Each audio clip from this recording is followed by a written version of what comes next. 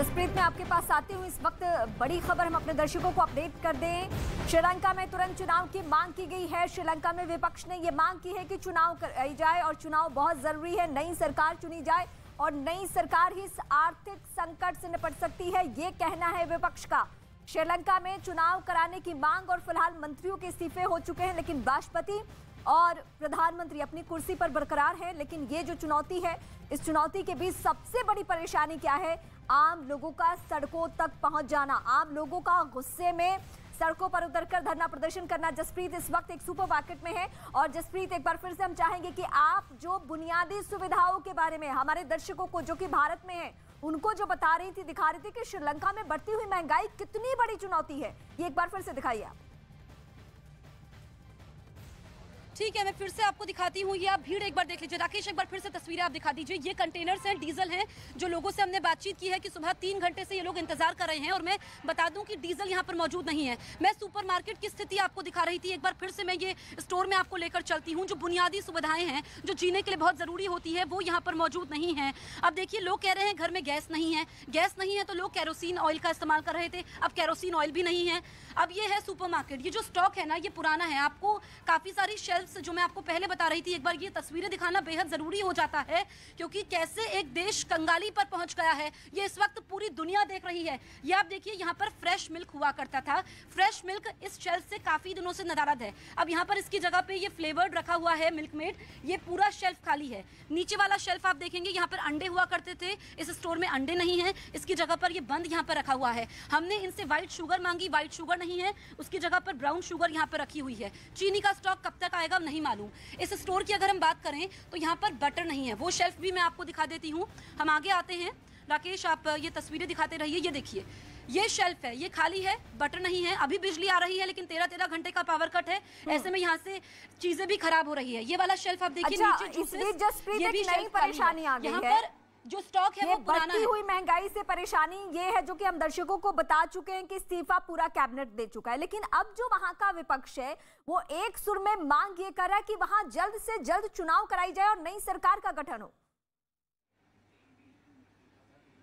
बिल्कुल बिल्कुल रीमा, मैं बाहर आती हूँ स्टोर की और उसके बाद मैं आपको स्थिति बताती हूँ, क्योंकि हमने साजिद प्रेमदासा, जो कि लीडर ऑफ ऑपोजिशन है, उनसे हमने बातचीत की है और एक्सक्लूसिव बातचीत न्यूज़ 18 इंडिया ने उनसे की है। उन्होंने कहा कि ये एक ड्रामा है। जो राष्ट्रपति ने और प्रधानमंत्री ने इस्तीफा नहीं दिया है, पूरी कैबिनेट ने इस्तीफा दिया है, जिसमें प्रधानमंत्री राजपक्षे के बेटे भी शामिल हैं। उन्होंने कहा कि अब एक तरीके से आई वॉश इसे हम कह सकते हैं। और leader of opposition Sajid Premadasa कह रहे हैं कि वो सरकार बनाने के लिए तैयार हैं। वो चाहते हैं कि जल्द से जल्द चुनाव हो, क्योंकि लोगों ने जो मैंडेट दिया था यहाँ की सरकार को, उसका दुरुपयोग उन्होंने किया है। सरकार की गलत नीतियों की वजह से आज यहाँ के लोग यहाँ तक, इस स्थिति तक पहुँच गए हैं। न्यूज़ 18 इंडिया की टीम ग्राउंड जीरो पर पिछले 3 दिनों से मौजूद है।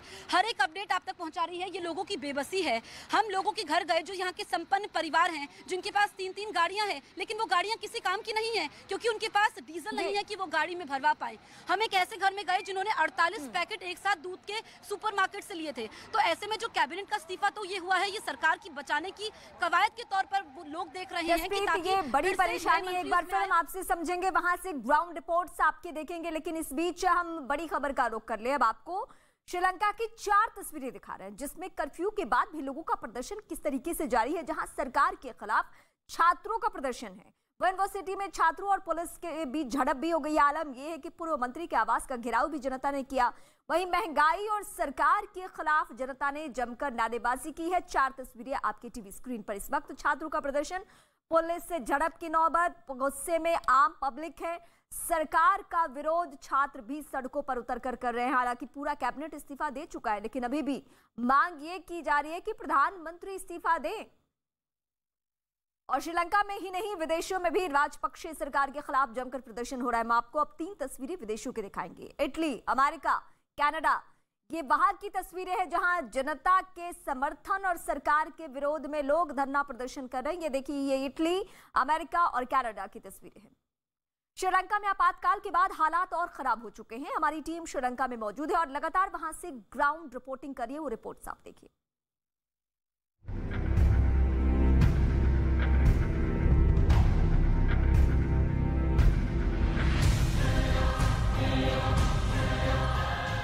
अब आप देखिए, यहाँ पर हम देख रहे हैं आलू।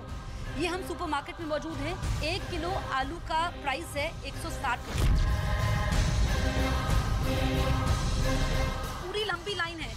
हमने लोगों से बात की है, 1.5 घंटे से वो लोग इंतजार कर रहे थे डीजल के लिए। और ऐसा नहीं है कि अगर आप यहाँ पे गाड़ी में आते हैं तो आपकी टैंकी फुल हो जाएगी, आप पूरी टैंकी भरवा देंगे। एक लिमिट है, 1000 रुपए का डीजल ही आप भरवा सकते हैं। वो 1000 रुपए का डीजल कितना चलेगा? लोग मायूस हैं।